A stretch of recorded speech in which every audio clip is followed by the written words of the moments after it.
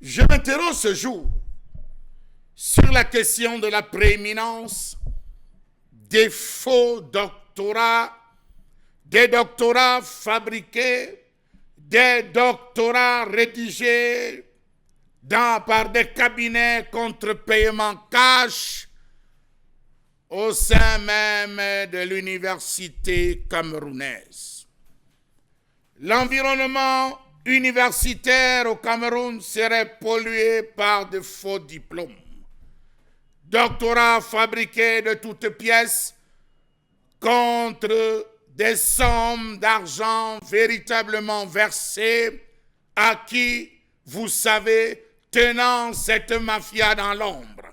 Réseau de faux doctorats, on en parle. Même les universitaires ayant obtenu leur doctorat il y a plus de 20 ans s'interrogent comme moi sur les sorties, la délivrance de ces précieux sésames ces derniers temps.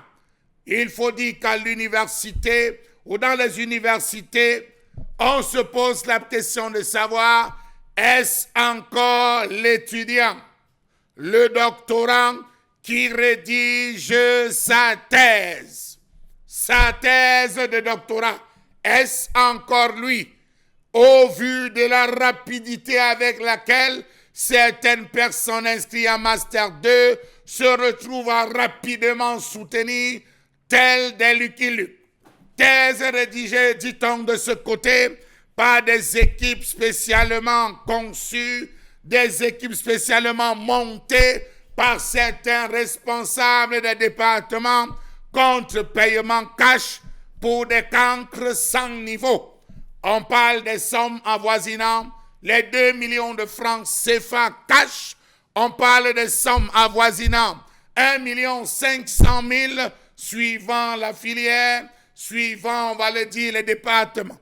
Il se retrouve donc à avoir des étudiants en Master 2 qui en un temps record, parce que amis avec un X, parce que parrainé par un Y, parce que administrateur dans X ou Y structure, parce que gestionnaire de gros fonds se retrouve à décaisser ces fonds, mettre cet argent à disposition de ce cabinet monté pour la rédaction en un temps record d'une thèse de doctorat validée d'avance. Qu'est-ce qui caractérisera à la fin l'étudiant dans ce pays ou alors le docteur dans ce pays? L'excellence ou la diplomite? Quelle est la base sur laquelle on délivre désormais des doctorats au Cameroun? Comment se passe parfois certaines soutenances? Telle est la question.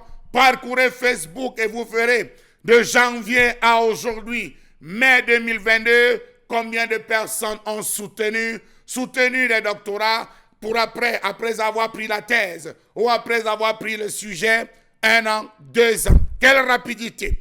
Quel est donc le rôle du bureau de cette équivalence des diplômes dans ce pays si à un certain moment, on se retrouve avec cette même facilité venue de l'extérieur, alors que ce sont les étudiants d'Afrique centrale qui se retrouvent à venir soutenir au Cameroun? Désormais, c'est les Camerounais qui vont plutôt soutenir ailleurs et nous ramener des doctorats. Des doctorats qui amènent décidément les universitaires à se demander s'il ne faudrait pas véritablement lancer un processus de réforme au sein des universités avec des doctorats désormais à tête chercheuse. Ceux-là qui se battent, qui prennent 3, 4, 5 ans, 6 ans, qui amassent de leur temps, de leurs ressources financières pour pouvoir rédiger leur thèse de doctorat, malheureusement, ont des difficultés à avoir une seule date. Une date pour leur soutenance. Ils ont des difficultés à parfois gérer avec leur directeur de mémoire qui se retrouve parfois à créer des conflits, à créer des problèmes là où il n'en faut. Mais il y en a d'autres qui, à peine arrivés, à peine ont la thèse déjà rédigée, à peine ont une date, à peine soutiennent. Vivement que l'université qu'on a connue, cette université change. Vivement qu'on se retrouve à avoir des vrais docteurs. Parce que, aux dernières nouvelles, sur 10 recrutements, sur 100 personnes recrutées, on a 95 faux diplômes et on a 50 faux doctorats.